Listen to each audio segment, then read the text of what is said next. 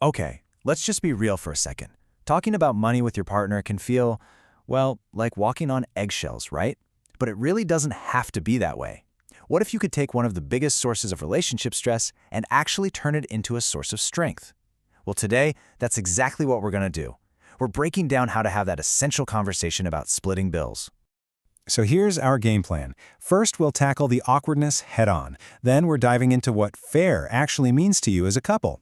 After that, we'll get practical and look at 2 ways to split costs, explore the tools you can use, and wrap up with the super important fine print you have to know. All right, let's just start by putting it all out there. Talking about money, even with the person you love the most, is just plain uncomfortable sometimes. It is a huge source of stress for so many couples.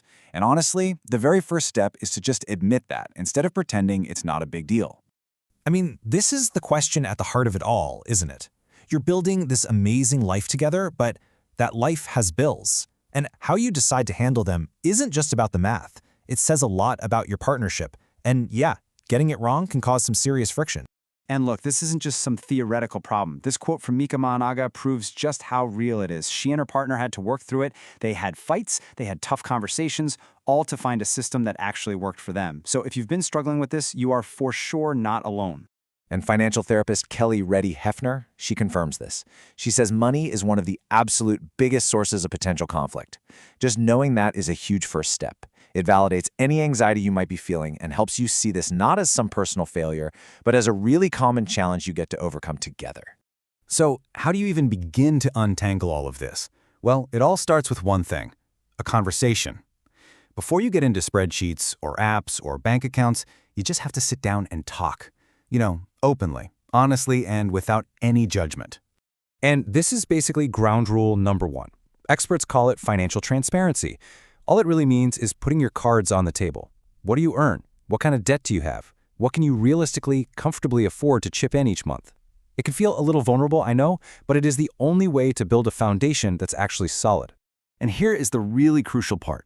The goal isn't to find some mathematically perfect, flawless solution. The goal is to find an approach that both of you genuinely feel is fair. Because fair is totally subjective. It has to be a mutual agreement, not something one person just decides for the other. Okay, so once you've had that big talk, you can start looking at the how. And generally, couples land on one of 2 main methods for splitting up their expenses. So you have 2 main schools of thought here. First, the classic 50-50 split. It sounds so simple and clean, right? A true partnership, everything divided right down the middle. But then you have the proportional split. This one argues that fairness isn't always about equality. This model takes income differences into account, so if you make 70% of the household income, you pay 70% of the shared bills. Now, this is a perfect illustration of that proportional split in action. This is Mika's situation from earlier. Her boyfriend earns twice as much as she does. So he covers 2/3 of their expenses and she pays 1/3. For them, that feels a whole lot fairer than a strict 50-50 split ever would. And this is such a great example of how your system is not set in stone. Naomi and her boyfriend started out with a proportional split when he was earning more. But when he went back to grad school and his income dropped, bam, they switched to a 50-50 split.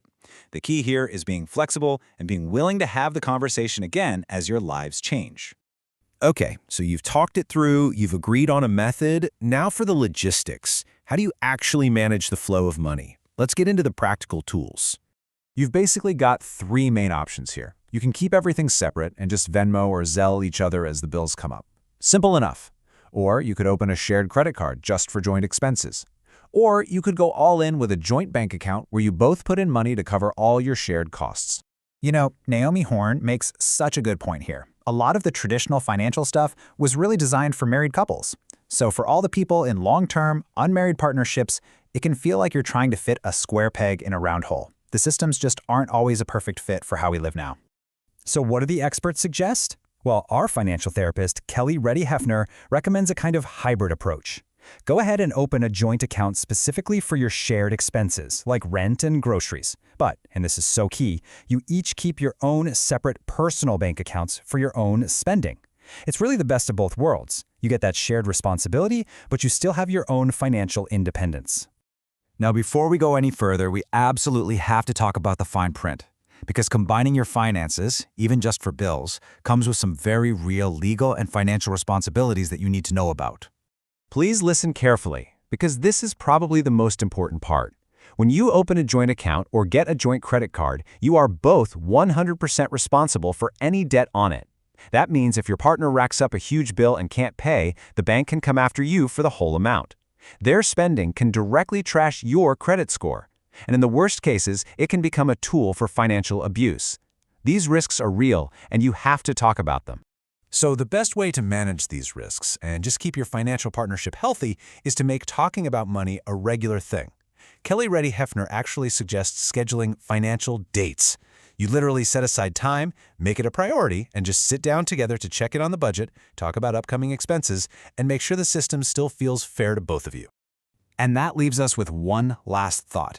This isn't a one-and-done conversation, not at all. It's an ongoing dialogue that grows and changes right along with your relationship. So the real takeaway here isn't just about spreadsheets and bank accounts, it's about communication. So what's the first question you're going to ask on your next financial date?